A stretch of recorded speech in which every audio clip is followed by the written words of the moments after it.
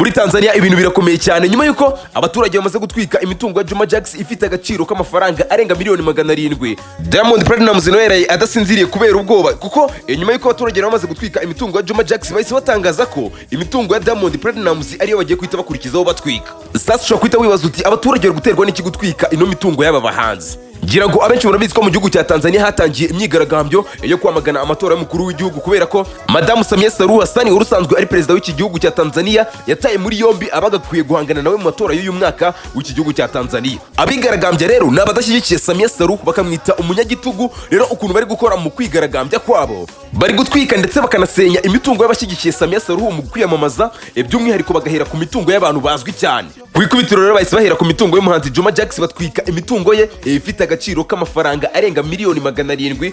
Nyuma yuko bayitwitse bahise kandi batangira gupanga n'uburyo bajya gutwika iya Diamond Platnumz kuko nawe ni umwe mu bashyigikiye Samia Suluhu mu matora y'umukuru w'igihugu y'uyu mwaka.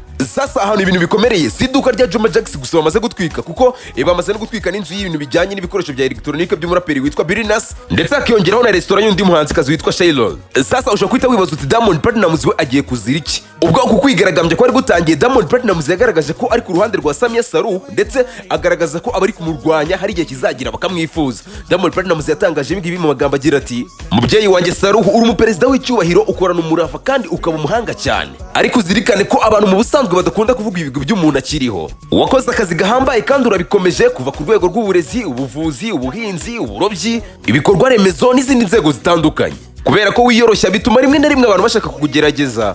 Ndagusabye ngo nibigutera umutima mubi ubitewe n'itsinda rito ry'abantu ntekereza ko batazi n'ibyo barimo, kandi ntekereza ko hari umunsi umwe bazakwibuka nk'uko bagiye bibuka abandi. Uzirikane ko hari benshi bagukunda kandi bishimira ibyiza uri gukora mu gihugu cyacu."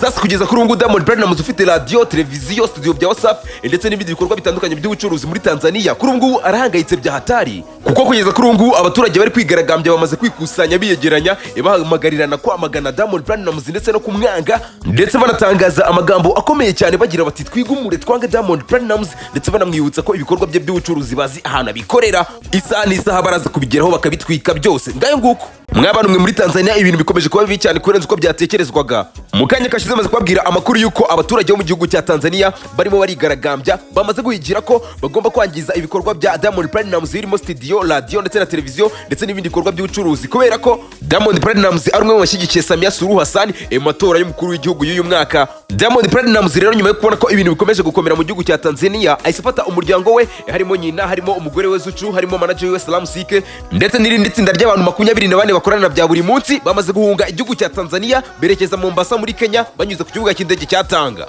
Ibi ngibi rero bimaze gutangazwa n'umwe mu banyamakuru bavuga rikijyana mu gihugu cya Tanzania witwa Mange Kimambi. Uyu munyamakuru yatangaje bagira ati Diamond Platnumz, Zuchu, Salam SK, Nyina wa Diamond Platnumz n'abandi bantu bo mu muryango, itsinda ry'abantu bagera kuri 24 bavuye mu gihugu cyabo bajya Mombasa banyuze ku kibuga cy'indege cya Tanga. Mu kanya gato kandi kashize ikinyamakuru cyitwa Kenya Gossip Web cyo mu gihugu cya Kenya kimaze gutangaza ko ngo abangaba Diamond Platnumz, umuryango we ndetse n'itsinda bakorana bya buri munsi bamaze guhunga igihugu cya Tanzania kugira ngo abigaragambya ngo batabagirira nabi kuko ngo bari gushaka ibyamamare byamamaje Samia Suluhu ngo babigirire nabi. Ngayo nguko mbibutse ko ukeneye ibikoresho byiza bya electronique karite ya mbere kandi ku giciro cyiza, urugero nka iPhone 17, smartwatch zigezweho, laptop, iPad ndetse n'ibindi bitandukanye, murangiye muri Urban Connect, shop ya mbere y'ibikoresho bya electronique mu mujyi wa Kigali. Urban Connect bakorera i Kigali mu mujyi mu nyaka y'amakuza Peace Plaza kuri ground floor, mubagane ubundi babatse. Nkabibutsa kandi ko uramutse ufite ubukwe cyangwa se ufite ibindi birori ushaka kwitabira wambaye neza cyane, urugero amakote meza cyane ndetse n'inkweto z'abagabo zigezweho, imikenyero myiza y'abari ndetse n'abategarugori, murangiye muri Uno Fashion.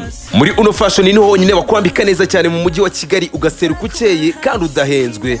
Ndi Mideli w'Abanyarwanda.